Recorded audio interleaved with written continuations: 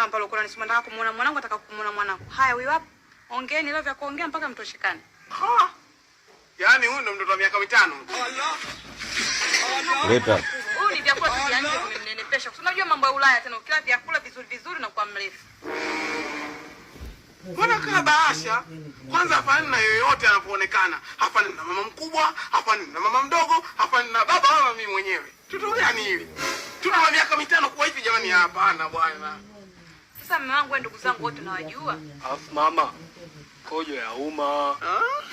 Mwanangu hujachoka tu kudeka kwangu. Babako leo kaja, naomba leo mdeke yeye. Baba, kojo ya uma. Kwa hiyo Mume wangu huyu kwa Ulaya kashazoea. Akijisikia tu haja anapelekwa chooni, anasubiri anajisaidia, ukimaliza unamsafisha vizuri na tishu, ukimaliza unamvesha nguo zake na pampers juu, unamrudisha alikotoka. Baba twende. Fyoko na mlipopanga mtu na bwana wake. Nataka mkanitoe Linda. Nimelilinda kwa muda mrefu tangu nasoma shule ya msingi mpaka